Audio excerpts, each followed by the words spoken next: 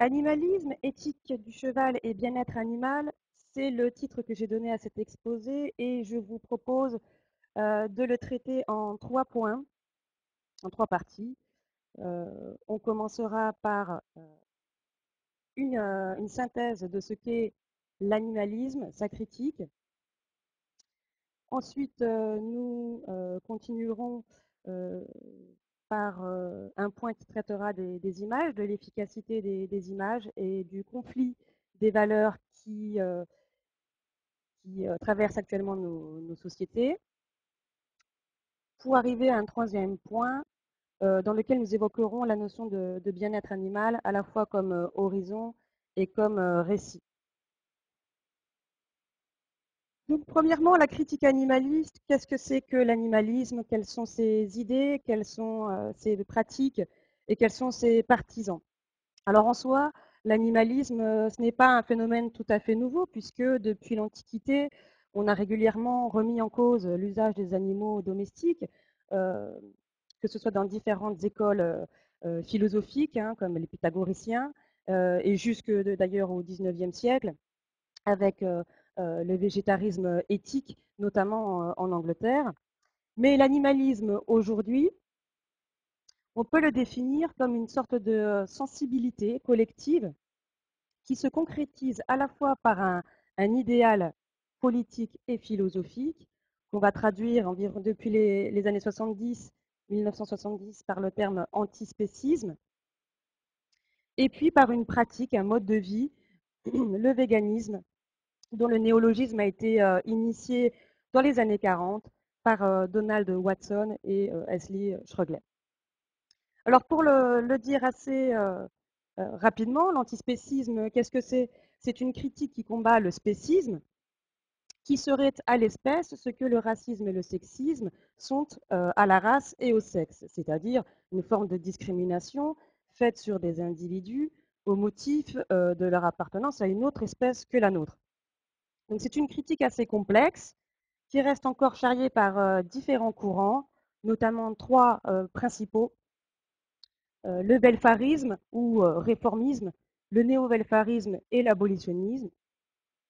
Et si les 2 premiers tentent d'aménager les conditions d'existence des animaux que nous avons actuellement et à la limite ne plus en faire naître aucun dans les conditions de la domesticité, l'abolitionnisme, lui, vise l'abolition, comme son nom l'indique, hein, de tout type d'élevage, de toute forme d'élevage et donc de domestication animale.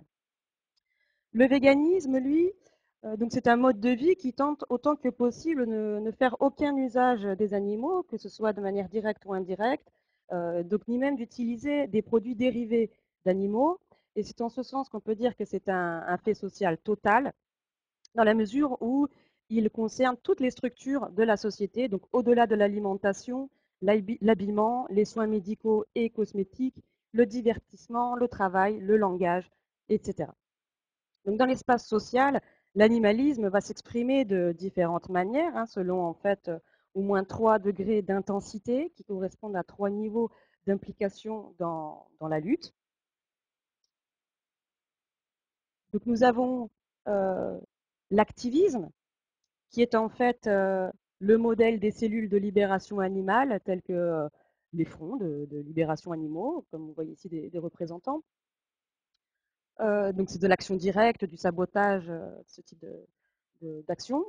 Le militantisme, lui, qui correspond davantage aux associations comme L214 ou alors aux ONG comme PETA, hein, qui est peut-être la plus célèbre. Et puis, dernier degré d'implication, la sympathie pour le mouvement, c'est-à-dire une sorte de soutien moral qui n'implique pas nécessairement que les sympathisants soient véritablement animalistes, ni antispécistes, ni véganes, mais qui peut expliquer en partie les scores relativement élevés, 2,6 me semble-t-il aux dernières élections, du parti animaliste. C'est-à-dire que l'animalisme conquiert comme ça des personnes sans pour autant qu'elles se convertissent tout à fait à l'idéologie animaliste, mais qui, voilà, elle a une force de séduction assez intéressante. Donc c'est une critique complexe, mais qui a quelques points, je dirais, qui font l'unanimité. Euh, Et ce point qui fait l'unanimité, on peut le résumer ainsi, c'est que l'histoire des relations hommes-animaux et donc des relations anthropoéquines parmi celles-là, c'est l'histoire de la domination et de l'exploitation. Depuis les tractions hippomobiles, les chevaux de mine, les chevaux de guerre, jusqu'aux activités de sport et de loisirs, le cheval, au prisme de l'animalisme, est un animal prolétaire, esclave d'une condition que l'homme lui impose. Et que l'idée de l'animalisme, si vous voulez, pour le résumer, c'est que rien ne saurait justifier l'usage des animaux, des chevaux, et même pas monter à cheval. Puisque, cela a été un titre d'un article animaliste, les équidés ne sont pas des chaises. Donc s'il est possible de vivre avec des chevaux, comme vous pouvez le voir ici, quelques prescriptions, s'il est possible de vivre avec des chevaux, cela implique des principes moraux plutôt exigeants. Par exemple, ne pas les avoir achetés. Cela implique aussi de ne pas ni les dresser ni les monter, de leur donner tout l'espace dont ils ont besoin, de la compagnie pour qu'ils ne s'ennuient pas, et bien entendu tous les soins appropriés à leurs conditions. Bon, maintenant, essayons de comprendre ce qui, dans l'histoire socioculturelle relativement récente, a favorisé la résurgence de cette sensibilité qui, comme on l'a dit, est pourtant assez ancienne. Donc j'en viens à mon deuxième point, l'efficience des images et le conflit des valeurs. Donc tout d'abord, il faut comprendre, je pense que c'est nécessaire, le poids des images, l'efficacité des images sur nos manières de concevoir ce qui nous entoure, de percevoir ce qui est réel, et cela aura effectivement un impact puissant sur nos pratiques, nos comportements. Donc le philosophe de l'art et de la technique, Walter Benjamin, nous dit par exemple que chaque époque est marquée par une manière spécifique de percevoir le réel. Et donc les outils techniques conditionnent ces manières. De fait, la modernité a été caractérisée par l'apparition de la photographie, puis du cinéma. Et dès lors, la photographie est devenue le moyen par excellence d'atteindre le réel, d'en rendre compte. Et en même temps, la photographie dissèque le réel, comme on le voit avec ces premières photographies qui décomposent le mouvement du cheval. Donc la photographie d'abord, puis le cinéma, modifient notre perception du monde. Et j'insiste sur ce fait parce que ça me semble crucial. Pour reprendre les mots d'un autre grand penseur de la technique, Gunther Anders, qui est par ailleurs le cousin de Walter Benjamin, les inventions techniques ne sont jamais seulement des inventions techniques. Et il rajoute que les émotions dépendent effectivement des situations historiques et surtout de leur appareillage technique. Alors, pour essayer de synthétiser cette dynamique, j'ai essayé de vous montrer ça ici. Un contexte historique et social est marqué par un appareillage technique particulier, donc la modernité par la photographie, qui produisent des images du réel. Et ces images du réel vont influencer, nourrir notre sensibilité collective qui, elle, va évidemment guider nos mœurs, nos comportements. En pénétrant l'intimité animale, et notamment le regard des animaux, grâce à l'objectif photographique, notre sensibilité collective s'est trouvée comme assaillie de sensations et d'émotions inédites. Et cela a participé à une longue trajectoire socio-historique qui a permis de passer de l'animal objet, c'est vraiment la thèse de René Descartes, de l'animal objet à l'animal sujet, puis potentiellement aujourd'hui à l'idée d'une personne animale. Donc il faut comprendre que dans ce processus, la rationalité, l'objectivité, qui sont des caractéristiques modernes, qui ont été soutenues par la technique moderne, ont néanmoins donné naissance à la notion d'individu, mais aussi à la reconnaissance de la subjectivité, d'abord celle des humains et progressivement celle des animaux. Donc le cinéma a beaucoup contribué à ce processus, celui de Walter Disney en particulier, qui a traversé tout le siècle dernier. Pourquoi celui de Disney en particulier? Parce qu'il a insisté, c'était un peu sa spécialité, sur le regard de ces protagonistes animaux. Et du point de vue anthropologique, l'œil, il est doué d'une force symbolique rare. Effectivement, c'est ce que j'appelle l'importance de l'œil. Dans nombre de croyances populaires, folklore, etc., le regard est considéré comme un miroir de l'âme et donc comme le siège de l'individualité du sujet. Donc on le sait, Disney s'était inspiré du romantisme allemand et de cette vision assez nostalgique d'une nature passionnée, pleine de sentiments, qui dominerait la raison. Mais cette vision, Disney, il la revisite, ce romantisme allemand, il le revisite aux normes modernes, c'est-à-dire dans le cinéma, ce sont les normes hollywoodiennes. C'est en évacuant le sens du tragique, on le sait, hein, les contes d'Andersen et d'autres sont assez cruels et tragiques, mais renégociés ou reformatés, si vous voulez, par Disney, euh, il se conclut inlassablement par la logique du happy end, cette fin heureuse dans laquelle le bonheur s'éternise. Donc le regard des personnages animaux révèle leur personnalité, hein, leur subjectivité, et leur confère la qualité de vrais sujets. On peut discuter ici d'une certaine disneyification des représentations animales. D'ailleurs, ça existe aussi en architecture, une disneyification de l'architecture, mais ça concerne voilà, le bâti et les formes un petit peu, qui rappellent le parc, comme à Euro Disney. Mais là, je pense qu'il y a une disneyification des représentations animales qui participe, qui a participé tout le siècle dernier et encore aujourd'hui, à une profonde reconfiguration de l'imaginaire collectif. Et en même temps, euh, il a liquidé d'autres imaginaires possibles, hein. C'est ce que dit Jan Svankmajer, qui est un réalisateur surréaliste tchèque.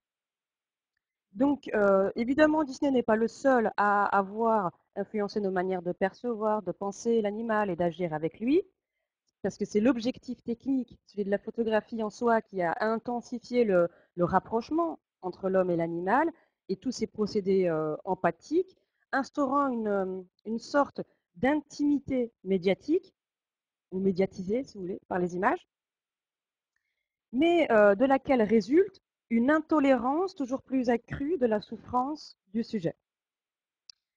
Et à cet égard, certains se souviendront peut-être de cette scène traumatisante de l'Histoire sans fin, donc ce film assez culte des années 80, qui montre la mort insoutenable d'Artax, hein, le cheval blanc du héros, dans, dans, un, dans un marécage, je ne sais plus exactement. Enfin, bon, on peut penser aussi aux images mobilisées par les associations comme L214, qui suscitent évidemment l'effroi, la tristesse, l'insoutenable, notamment quand elles capturent le regard des animaux en détresse. Donc la reconfiguration des imaginaires, vous l'imaginez, ne se fait pas sans conflit. Et je vais reprendre ici la critique animaliste avec le concept de dissonance cognitive qui est assez mobilisé ces dernières années et qui consiste donc à dénoncer l'incohérence de certains, des humains, entre le fait de dire j'aime les animaux, mais par ailleurs d'encourager leur exploitation. De plus, le conflit qui nous interpelle aujourd'hui, il est particulièrement perceptible dans le discours. Quand on compare le vocabulaire utilisé par les professionnels et les amateurs hein, du monde du cheval et le vocabulaire de l'animalisme, on voit bien qu'il y a une incompatibilité des visions, hein, puisque le dressage est une exploitation, le ferrage ou la castration une mutilation, les morts sont des entraves, etc., etc. Fixé par le langage, ce conflit des valeurs repose également aujourd'hui la question de la barbarie. Parce que pour l'animalisme, l'exploitation animale est par essence barbare. Donc, je vous ai remis ici l'étymologie du terme parce qu'il faut comprendre que force est de constater que certains de nos contemporains ne comprennent plus ou n'adhèrent plus au sens de la domestication animale. Ce sens-là, cette signification-là qui a été largement abîmée par l'industrie animale depuis la modernité. Et de facto, ce qui est inaudible, incompréhensible, par définition, a toutes les chances d'être jugé barbare. Alors si cette confrontation entre des visions du monde différentes semble radicale et disons insoluble, le conflit n'est pas que destructeur. Donc, il permet deux choses essentielles. Le conflit permet de souder les liens des membres d'un groupe entre eux, mais il permet, je pensais peut-être plus intéressant, de régénérer le vitalisme d'une société. Dans ce sens-là, la critique animaliste, elle doit être perçue effectivement comme une menace pour certaines institutions, certaines pratiques, mais en même temps comme un moteur nécessaire, bien que radical par certains aspects, nécessaire à la régénération des représentations et des pratiques sociales dans lesquelles la notion de bien-être animal s'impose comme une valeur centrale.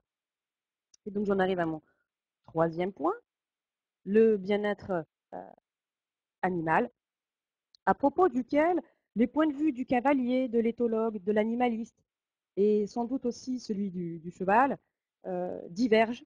Et c'est pourquoi en fait il est nécessaire, strictement nécessaire, d'inscrire cette valeur, le bien-être animal, dans un récit qui puisse lui donner du sens.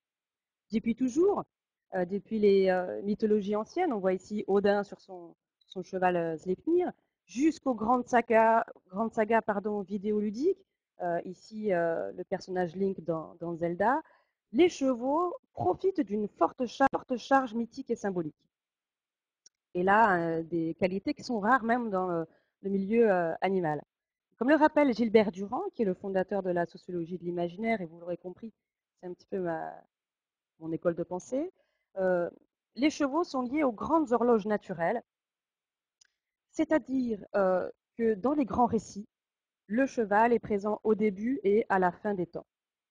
Alors je vous propose encore deux, trois rapidement exemples vidéoludiques. Pourquoi encore des exemples vidéoludiques? Bon, le cinéma est plein aussi de chevaux intéressants, hein, mais ça me permet d'insister sur l'actualisation de ces récits et de ces images par nos techniques les plus actuelles. Donc tout d'abord, vous le voyez à gauche, The Last of Us, qui est un récit de la fin des temps, un récit post-apocalyptique, ou encore Red Dead Redemption, qui lui est un récit du temps des origines, puisqu'il s'agit de la mise en scène vidéoludique de la conquête de l'Ouest. Autre, donc troisième exemple, encore vidéoludique, et après je reviendrai à des exemples plus palpables. Hamlet, qui est un cheval assez culte dans la pop culture contemporaine pour les gamers, comme on les appelle. Euh, c'est le cheval du sorceleur, donc ça c'est The Witcher, c'est une série transmédiatique. D'abord une littérature, puis des jeux vidéo et depuis récemment une série sur Netflix, me semble-t-il. Alors ce qui est intéressant, c'est que l'acteur qui a incarné le Witcher, le sorceleur, dit à propos d'Hamlet, c'est l'un des seuls points d'accroche que le sorceleur a avec l'humanité. Et ça, je trouve, c'est une thématique forte, d'autant plus que Hamlet est vraiment sujet d'un attachement tout particulier de la part, je vous dis, des joueurs. Donc dans ces micro-récits, le cheval, il peut être mobilisé comme un symbole d'ordre, mais aussi comme un symbole d'insoumission, de force comme de liberté. Et là, je renvoie, parce qu'il me semble que je ne l'ai pas dit, à cette idée de mon collègue sociologue Aurélien Fouillet. Tous nous enromançons notre vie parce que les anciens discours sont devenus inefficients. Effectivement, les récits se construisent, se solidifient, font sens et puis petit à petit se disloquent jusqu'à ne plus être véritablement audibles. Mais aujourd'hui, nous tous, nous construisons dans la vie quotidienne, sur les réseaux sociaux, des micro-récits et nous essayons de créer une histoire partagée dans lequel le cheval peut avoir une part fort pertinente. Et c'est là les deux exemples que je vous soumets.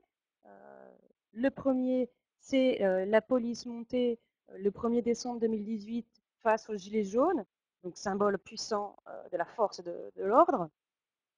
Et l'autre, à droite, c'est en ce mois de juin 2020, suite aux événements liés à la mort de George Floyd, les centres équestres de la ville de Houston sont mobilisés et témoignent, si vous voulez, de ce symbole d'émancipation, la revendication de la liberté. Donc, dans le cadre de nos sociétés hyper connectées, où l'information et la communication sont permanentes, il est nécessaire de connaître le langage des images. Walter Benjamin, qu'on a cité plus avant, disait cela déjà dans les années 30-40. L'analphabète de demain ne sera pas celui qui ne sait pas lire l'alphabet, c'est celui qui ne saura pas lire les images. Et effectivement, je suis persuadée qu'aujourd'hui, c'est une nécessité que de savoir lire les images, mais aussi de savoir parler le langage des images. Donc nous arrivons à ce qu'il faut retenir. Donc je reviens finalement sur quelques petits points cruciaux de mon exposé.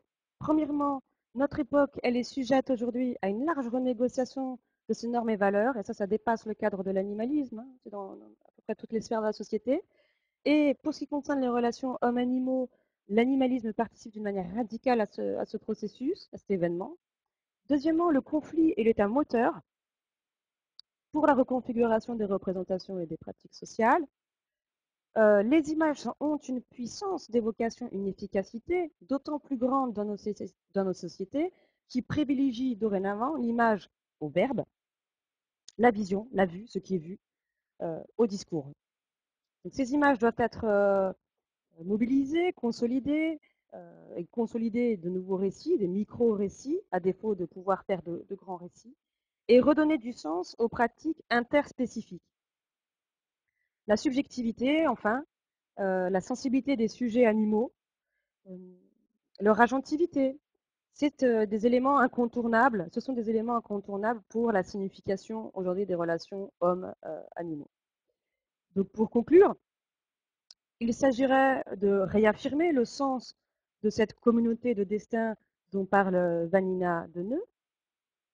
Et je dirais qu'aujourd'hui, l'enjeu de nos sociétés consiste à réinjecter du sens dans l'existence et l'expérience de ces communautés plurispécifiques auxquelles nous appartenons.